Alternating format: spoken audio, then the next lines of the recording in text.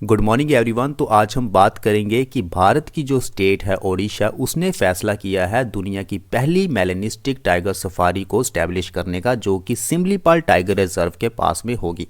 तो ये दुनिया की पहली मेलेनिस्टिक टाइगर सफारी होगी। अब क्वेश्चन ये है कि ये सफारी है क्या। देखिए, सफारी और जू, इन दोनों के बीच में हमें पहले डिफरेंस समझना होगा। सफारी जो होता है उसमें जो जानवर होते हैं वो अपने नेचुरल हैबिटेट में रहते हैं, घूम फिर सकते हैं, वहाँ पे टूरिस्ट आ सकते हैं, उनकी फोटोग्राफी कर सकते हैं बिल्कुल लाइव।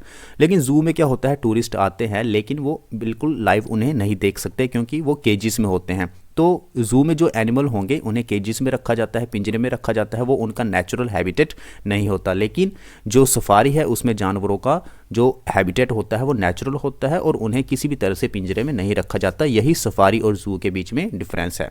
तो Odisha to unveil world's first melanistic tiger safari near the Similipal tiger reserve. अब हम बात करते हैं मेलेनिज्म की कि मेलेनिज्म कंडीशन क्या होती है। ये एक जेनेटिक कंडीशन होती है जिसमें कि आपका मेलेनिन जो है वो इंक्रीज होता है और आपकी बॉडी में डार्कनेस आती है, ब्लैक स्किन आती है। जैसे कि आप इस फोटोग्राफ में देख सकते हैं, ये टाइगर है, इस टाइगर की जो धारियां हैं वो कितनी डार्क हैं, ब्लैक स्किन दिखाई दे रही है आपको।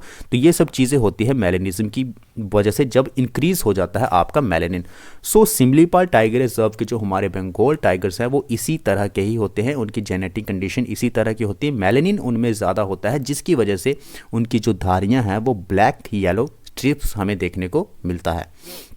उसके बाद हम बात करते हैं vision for melanistic tiger safari.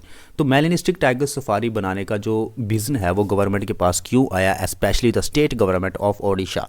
तो देखिए, जानवरों की जो अवेयरनेस है वो लोगों में होनी चाहिए कि हमें मेलेनिस्टिक टाइगर्स को कंजर्व करना कितना ज़रूरी है।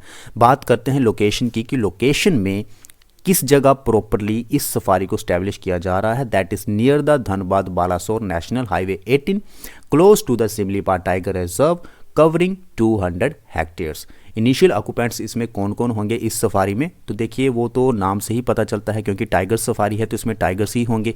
तो 3 मेलेनिस्टिक टाइगर्स को लाया जाएगा नंदगंज जू से और रेस्क्यूड ऑर्फेंड टाइगर्स भी इसमें शामिल किए जाएंगे। ऑब्जेक्टिव की बात तो हमने कर ही ली है कि अवेयरनेस रेज करनी है कि मेलेनिस्टिक टाइगर्स को कंजर्व करना कितना ज़रूरी है। अप्रूवल की अगर हम बात करें तो देखिए, अभी तक पूरी तरह से पेंडिंग पड़ा हुआ है। सेंट्रल जू अथॉरिटी के सामने अप्रूवल लेने के लिए क्लियरेंस नहीं मिला है। नेशनल टाइगर कंजर्वेशन अथॉरिटी का भी क्लियरेंस अभी नहीं मिला है। अदर टाइगर कलर वेरिएशंस की हम बात करते हैं। देखिए, अलग अलग तरह के टाइगर्स होते हैं अलग अलग हैबिटेट के तौर पे। तो वाइट टाइगर्स की हम बात करते हैं, लेकिन वाइट टाइगर्स के बारे में समझने के लिए हमें ल्यूसिज्म को समझना होगा क्योंकि वाइट टाइगर्स जो उनका जो फेस है, उनकी जो बॉडी है अलग होती है। उसके पीछे का सबसे बड़ा कारण है वो है ल्यूसिज्म। ल्यूसिज्म क्या होता है, एक जेनेटिक म्यूटेशन है जिससे कि आपका पिगमेंटेशन जो है वो कम होता है।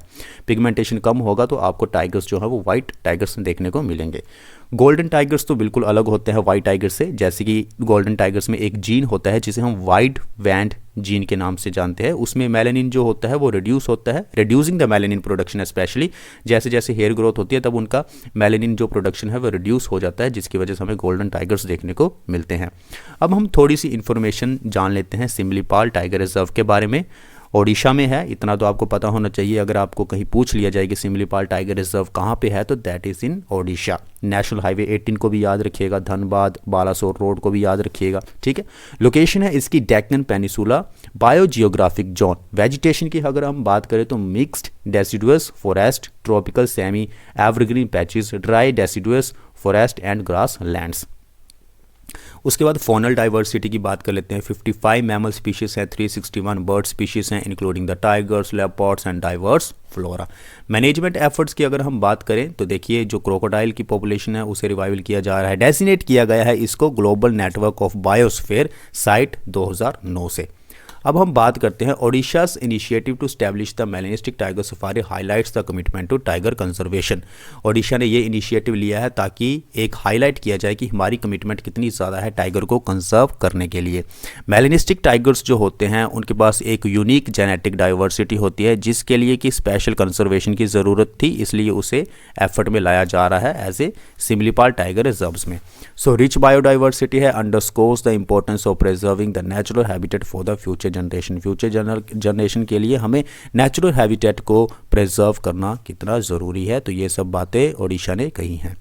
तो आज हमने बात की world's first melanistic tiger safari के बारे में। काफ़ी इंपॉर्टेंट न्यूज़ है ये और हमने डिटेल में डिस्कस किया है। तो मिलते हैं इसी तरह की नेक्स्ट वीडियो में। Thank you very